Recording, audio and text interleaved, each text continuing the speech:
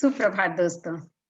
मैं बेंगलोर से डॉक्टर इंदु झुंझुनवाला आप सभी का हार्दिक स्वागत और अभिनंदन करती हूँ। आज सोमवार का दिन है और कल हमने ध्यान को समझा था। ध्यान से ज़्यादा कल हमने कायोत्सर्ग को समझा था और किस तरह से ध्यान की प्रक्रिया वास्तव में हमारे शारीरिक और मानसिक स्वास्थ्य में आनंददायी हो सकती है। वह जाना था और ध्यान किया भी था और कल अच्छा लगा मुझे कि कुछ लोगों ने फ़ोन करके और प्रतिक्रिया अलग-अलग दी कि बहुत ही अच्छा लगा उन्हें कल जब वो हमारे साथ ध्यान कर रहे थे। उन्हें बहुत पसंद आया हमारे साथ किया जाने वाला ध्यान। तो मैं चाहूँगी आप लोग जो कल नहीं कर पाए ज़रूर उस ध्यान को सुनें और उसे करें भी। कल थोड़ा-सा मैंने विस्तार में उसके बारे में चर्चा की थी और उसके बाद हमने ध्यान किया। तो अब हमारी सोमवार से फिर से यात्रा कामायनी की।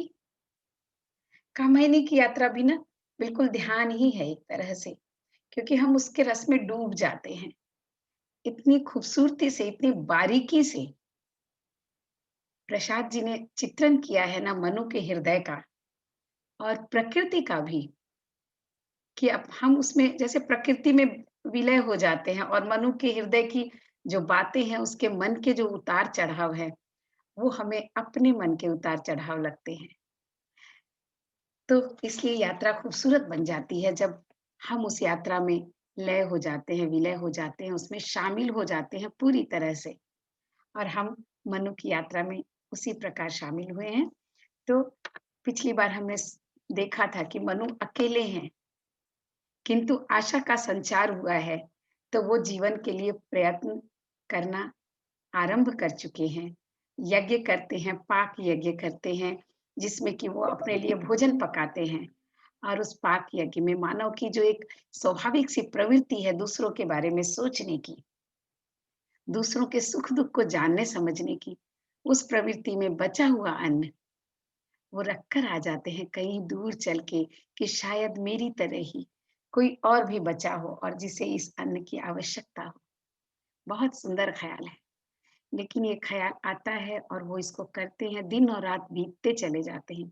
दिन तो कर्म में बीत जाता है, यज्ञ में बीत जाता है, लकड़ियाँ चुनने में बीत जाता है, यज्ञ की तैयारी में बीत जाता है। लेकिन रात, रात नहीं कटती। तो रात में कभी वो चंद्रमा की बातें सोचते हैं, कभी अपने जीवन की बातें सोचते हैं और कभी-कभी फिर से वापस-वापस एक निराशा मन में आती है कि मैं करूँगा क्या जीवन में? आगे क्या करूँ? बहुत सारे सवाल हैं और उनके जवाब ढूँढता है उनका मन। और उसी यात्रा में हम आगे बढ़ रहे थे कि मनु जो है सोचने लगते हैं कि इस प्रकृति में कोई तो है। एक रहस्यवाद यहाँ पर आता है, एक दर्शन यहाँ पर आता है कि कोई तो है जो इस तरह से चाँदनी बिखेरता है, कोई तो है इस तरह से सोना बिखेरता है, कोई तो है जो फूल खिलाता है और कोई तो है जो पतझड़ लाता है। शरद की पावन ऋतु में मनु इस तरह की बातें सोचते रहते हैं और हम आगे बढ़ते हैं अब कि नव हो जगी अनादि वासना, मधुर प्राकृतिक भूख समान, चिर परिचित सा चाह रहा था, द्वंद सुखद करके अनुमान। तो हमने पहले भी इस बात को जाना था कि मनुष्य की स्वाभाविक प्रवृत्तियों में से जैसे पेट की भूख स्वाभाविक होती है, उसी तरह शरीर की भूख, वासना की भूख भी स्वाभाविक होती है। कुछ संज्ञाएँ हैं जो बहुत स्वाभाविक होती हैं, जो जन्मजात होती हैं और उन संज्ञाओं में 3-4 क्रियाएँ आती हैं जो जन्मजात होती हैं और उनमें ये 2 क्रिया होती है, तो आज हम भूख की बात कर रहे हैं। पेट के भूख की आग तो वो बुझा देते हैं, पाक यज्ञ करके। किंतु नवहो जगी अनादि वासना, लेकिन जो अनादि काल से चली आ रही है, वैसी वासना नई बन करके वापस जो मधुर प्राकृतिक भूख है, ये प्राकृतिक है। प्रकृति की देन है शरीर की भूख भी और वो भूख आज नई होकर के उनके मन में जगी है। अब आप देखिए, प्रकृति उस भूख को उन्होंने अनादि भी कहा है और नव भी कहा। अनादि जिसका कोई अंत नहीं है, न जिसका शुरुआती बिंदु है, न अंत है, अर्थात जो शाश्वत है। तो वासना की जो भूख है ना, शरीर की तृप्ति की जो भूख है, जो पुरुष और स्त्री के जो संयोग की जो भूख है, जो मिलन की जो भूख है, आज नए रूप में इनके अर्थ इनके मन में जगी है और चिर परिचित सा चाह रहा था द्वंद सुखद करके अनुमान। चिर परिचित यानी जिस भूख को वो जानते थे, जिस भूख की पूर्ति उन्होंने की थी, उतनी चिर परिचित वो भूख थी और उस चिर परिचित भूख को शांत करने का, उसकी सुखद अनुभूतियों का वह सिर्फ मन में अनुमान कर पा रहे थे और इसलिए वे द्वंद में थे, दुविधा में थे कि किस तरह से, चूंकि वो बहुत अकेले थे, तो किस तरह से इस भूख को शांत किया जा सकता है। और तप से संयत का संचित बल त्रिषित और व्याकुल था आज, अट्टहास कर रहा रिक्त का वह अधर तमसू नाराज। तप से संयत का संचित बल, तो उन्होंने जो तप किया, हमने देखा था कि दिन में वो तप और साधना में लीन हो गए थे। अपने पाक कला के, अपने पेट की भूख को मिटाने के बाद वो तप करना शुरू कर दिया था, उन्होंने साधना करनी शुरू की थी। तो उस साधना से जो उनका जो बल था, जो संचित बल था, वो संयत हो गया था, अर्थात जो उनकी इंद्रियां थी, उन पर संयम रखना उन्हें आ गया था। किंतु जब वासना की, जब एक संयोग की, जब इस तरह की भावना, जब शरीर की भूख जगी, तो उनका तृषित और व्याकुल जो मन जो है वापस हो गया। तृषित मन फिर से व्याकुल हो गया, उनकी वो इच्छा जो थी, काम वासना की पूर्ति की इच्छा थी, उसने उनके मन को व्याकुल कर दिया, प्यासा कर दिया और अट्टहास कर रहा रिक्त का वह अधीरतम सुनाराज। और उनकी इस भूख, उनकी इस इच्छा पर कौन हंस रहा था? अट्टहास कर रहा रिक्त का वह अधीरतम सुनाराज।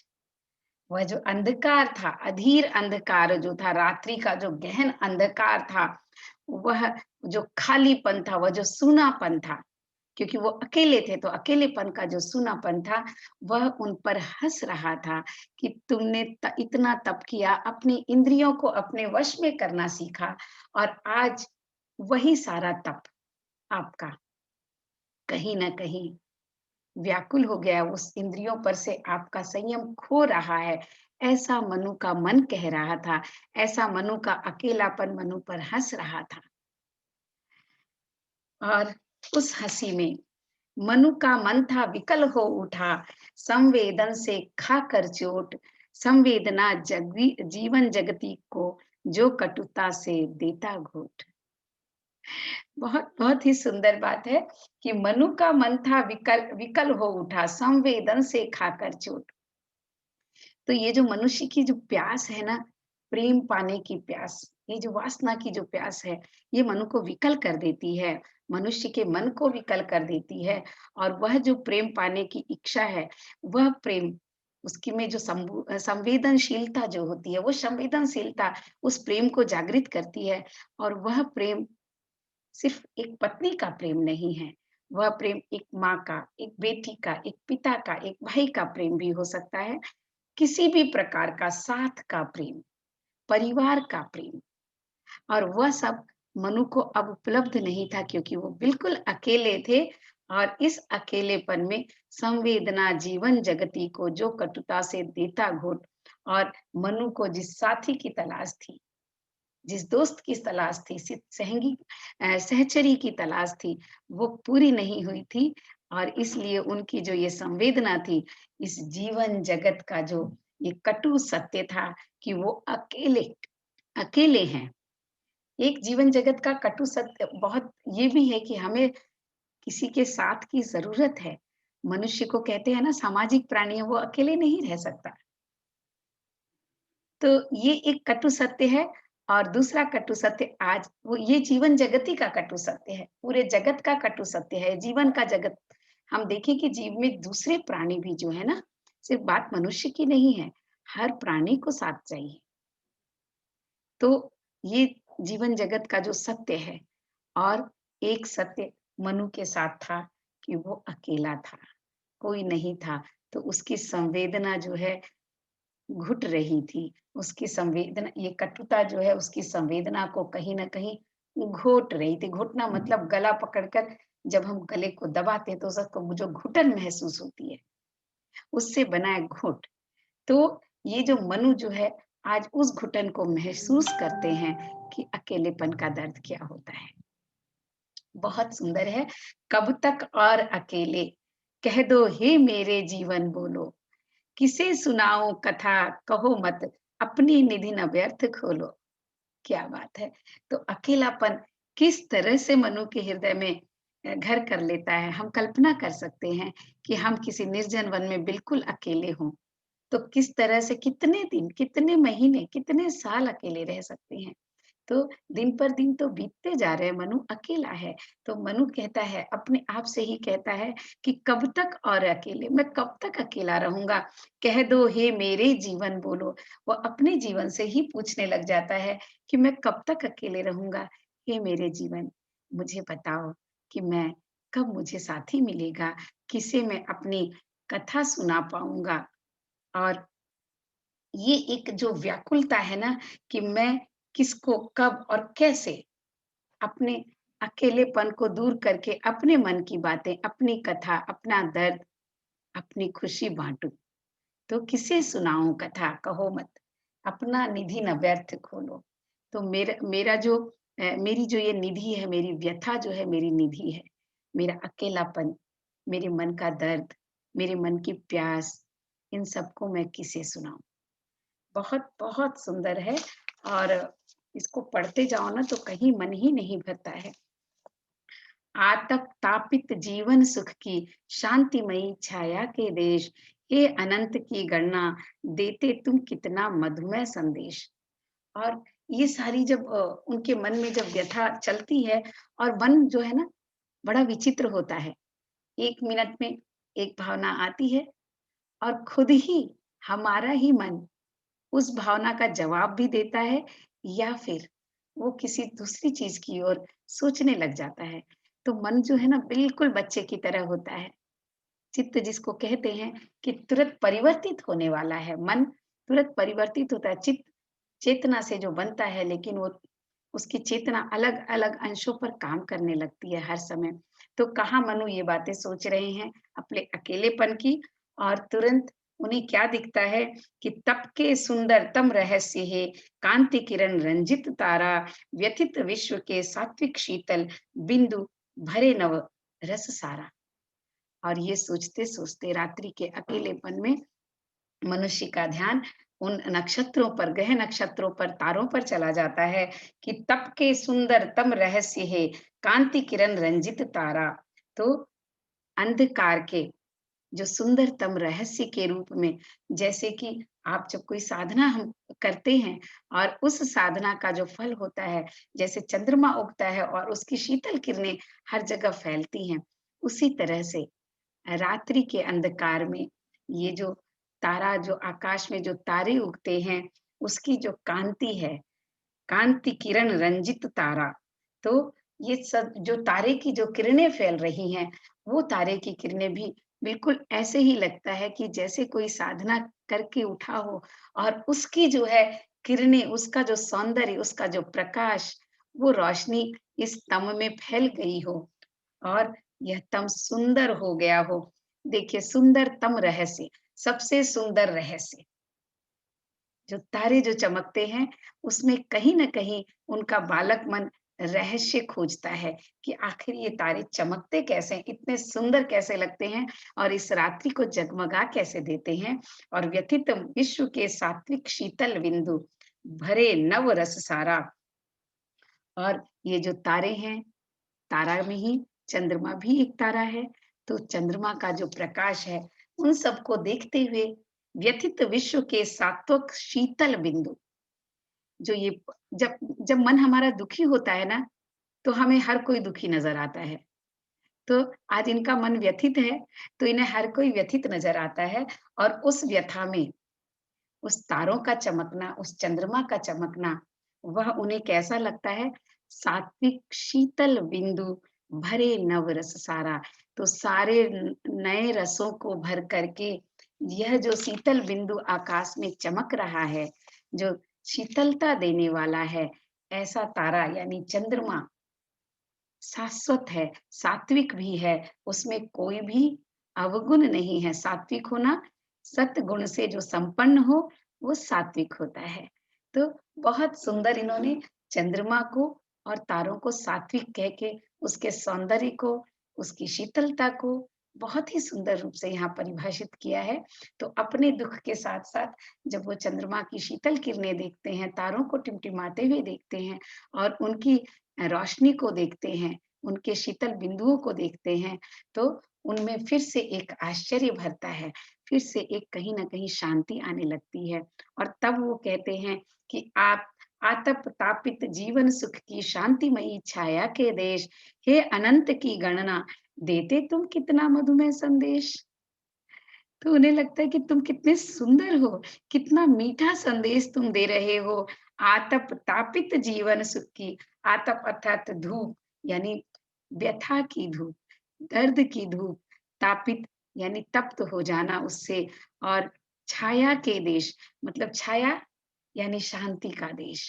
छाया का अर्थ जब हम बहुत धूप में होते हैं और कहीं कोई पेड़ की छाया नज़र आ जाए, तो हमें ऐसा लगता है कि जैसे सुख मिल गया हो, शांति मिल गई हो। तो ठीक इसी प्रकार इनके व्यथित मन में जब चंद्रमा की किरणों की छाया में ये अपने मन को सहलाते हैं, तो इन्हें लगता है कि जीवन रूपी जीवन के सुख को देने वाली ये शांतिमयी छाया का देश है, ये चंद्रमा और ये आकाश के तारे।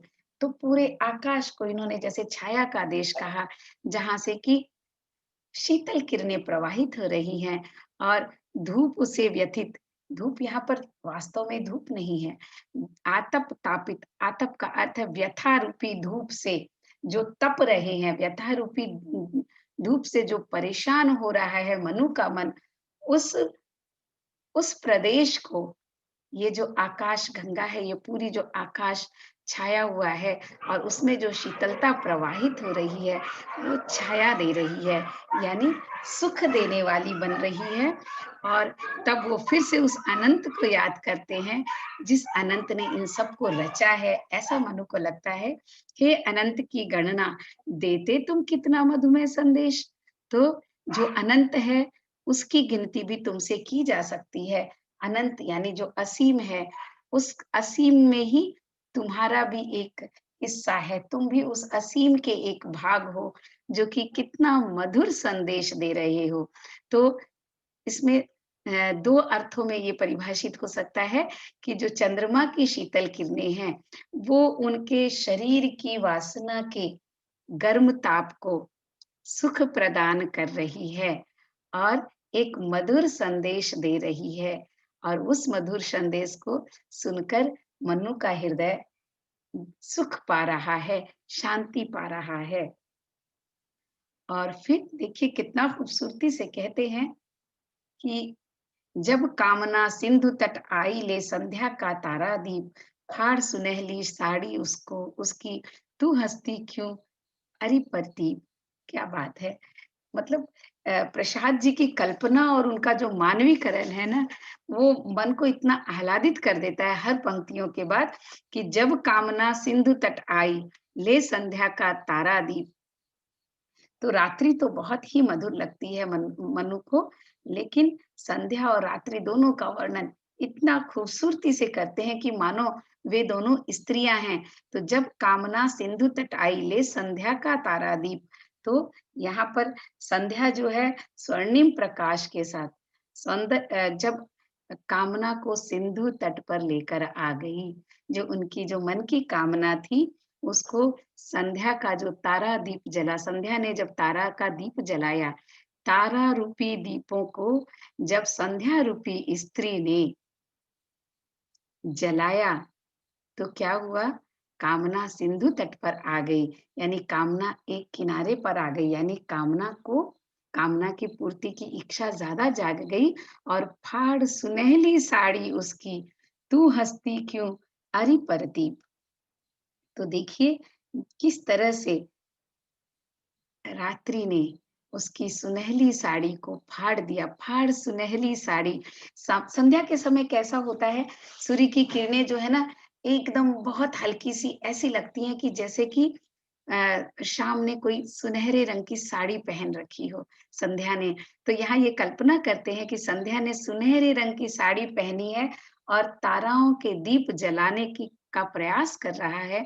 उस समय में रात्रि धीरे-धीरे सरकती भी आती है, तो ऐसा लगता है कि वो संध्या की उस सुनहली साड़ी को के टुकड़े के उसके आँचल को फाड़ रही है, उसके टुकड़े कर रही है और टुकड़े करके वो उस पर हँस रही है। "तू हँसती क्यों अरे प्रदीप" मतलब विरोधी, प्रतीप का मतलब होता है विरोधी जो उस पर अत्याचार करके हँस रहा हो। तो यहाँ पर कवि कल्पना कितनी खूबसूरत करते हैं कि संध्या रूपी स्त्री ने सुनहली सूरज की किरणों की सुनहरी साड़ी को पहना हुआ है और रात्रि रूपी स्त्री आकर के उसकी उस साड़ी को फाड़ती भी है और हँसती भी है और अत्याचार रूपी हँसी विद्रूप हँसी हँसती है। विद्रूप हँसी किस तरह हुई? क्योंकि अगर आपने कभी सूर्य को ढलते हुए देखा हो, संध्या को आते हुए तो नीचे से एक सांवला-सा आकाश ऊपर की ओर आता है। तो वो अंधकार को लेकर आता है इसलिए वो अत्याचारी लगता है। अंधकार जो है भय का प्रतीक है, अत्याचार का प्रतीक है। अंधकार जो है वो विरोधी का प्रतीक है। रोशनी और अंधकार एक-दूसरे के विरोधाभास जैसे रहते हैं। तो संध्या तो बहुत सुंदर होती है, लेकिन रात्रि का जो धीमा-धीमा आगमन है, उसकी कितनी खूबसूरत सी कल्पना यहाँ पर प्रसाद करते हैं। और मैं देख रही हूँ कि समय हो गया है, तो इतने खूबसूरत वर्णन को करते-करते ना समय का बिल्कुल भी ख़्याल नहीं रहता है। तो चलिए आज बस इतना ही। अब इसके आगे हम अगली यात्रा हमारी आज की 5 मिनट 5 से 7 मिनट का ध्यान करेंगे। आप सभी का जीवन बहुत-बहुत सुंदर हो और प्रसन्न चित्त रहें हमेशा, आनंद में रहें। आइए 10 5 मिनट के लिए हम ध्यान कर लेते हैं, क्योंकि बहुत लोगों का कहना है कि ध्यान हम कराते रहें। तो आँखों को बंद कर लें।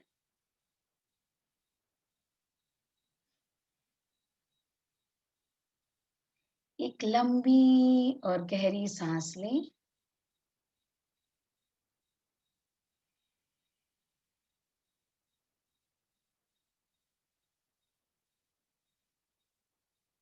अपने दोनों पैरों के अंगूठे, उँगलियाँ पत्थरी सी होते हुए धीरे-धीरे ऊपर की ओर आएँ। घुटने, जंघाएँ और पैरों का संधि स्थल। दोनों पैरों को देखें, उसके कसाव को महसूस करें और धीरे-धीरे उन्हें ढीला छोड़ दें।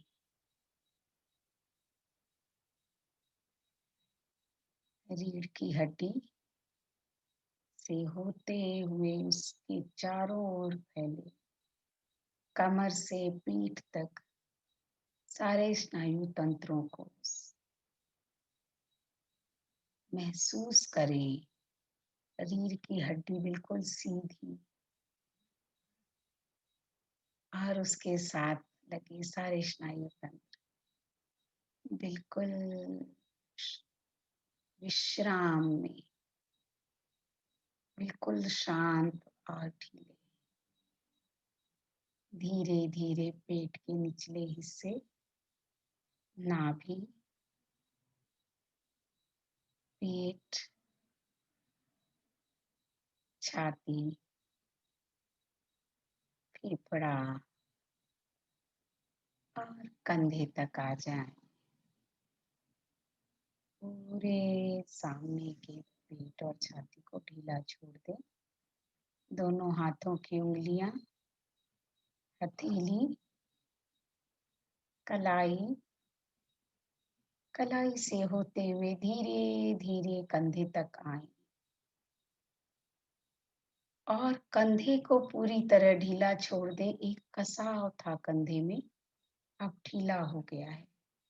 जैसे ही कंधे को ढीला छोड़ते हैं, पूरा कंधे से नीचे तक का शरीर अपने आप विश्राम में, अपने आप तनाव मुक्त हो जाता है। और अब चेहरे पर गर्दन से होते हुए चेहरे पर एक लंबी सी मुस्कान और पूरे चेहरे का तनाव क्षमा पूरा चेहरा विश्राम में है, पूरा चेहरा आनंद में है, मुस्कान में है, हंसी में है। आंख, नाक, कान, गाल, भौं, माथा, माथे की सिलवटें दूर हो चुकी हैं।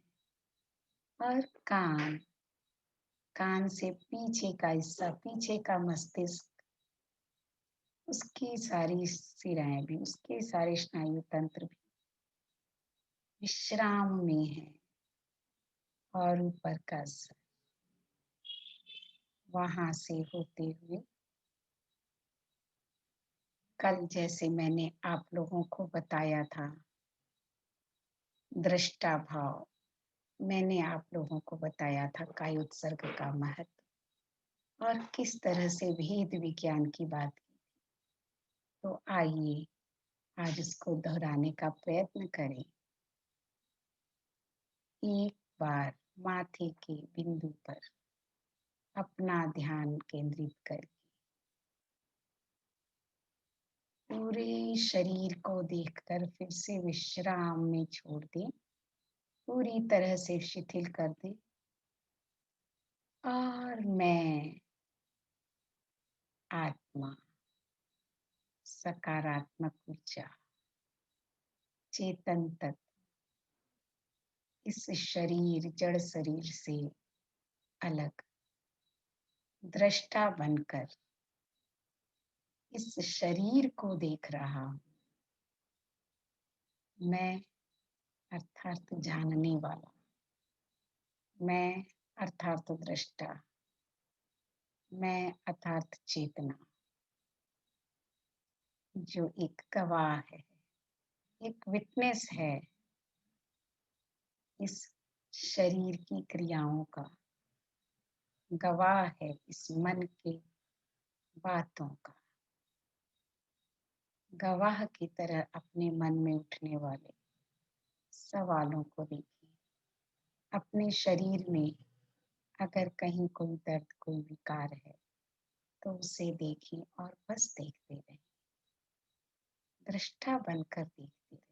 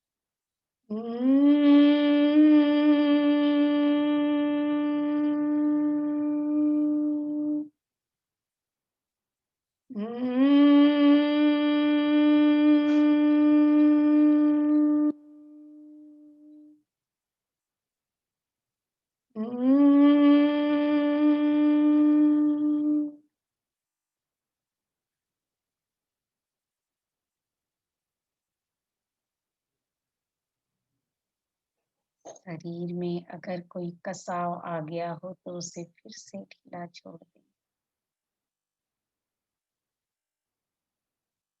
असतो मा सद्गमय तमसो मा ज्योतिर्गमय मृत्योर्मा अमृतं गमय। ओम शांति शांति शांति।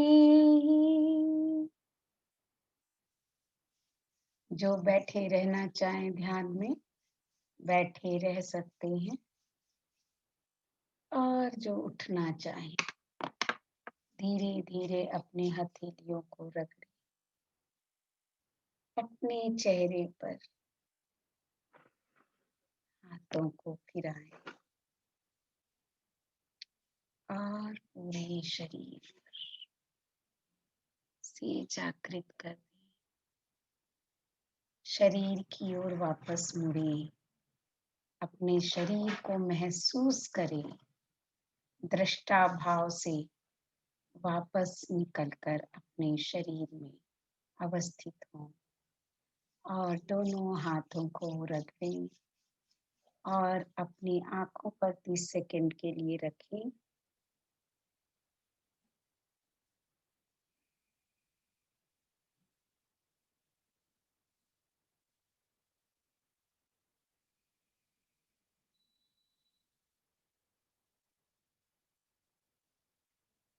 ओम शांति शांति शांति। झटके से न उठें, बहुत आराम से या तो 2 मिनट के लिए लेट जाएं और या बहुत आराम से धीरे धीरे आंखें खोलें और अपने शरीर को पूरी तरह महसूस करते हुए बहुत धीरे धीरे उठें। बहुत बहुत आभार आपका, इस पूरी प्रकृति का, इस पूरे जीवन का, इन श्वासों का, इन प्राण तत्वों का, अपने माता पिता का, अपने गुरु का और समस्त प्राणियों का, जिनसे हर क्षण कुछ न कुछ सीखता है मन। धन्यवाद।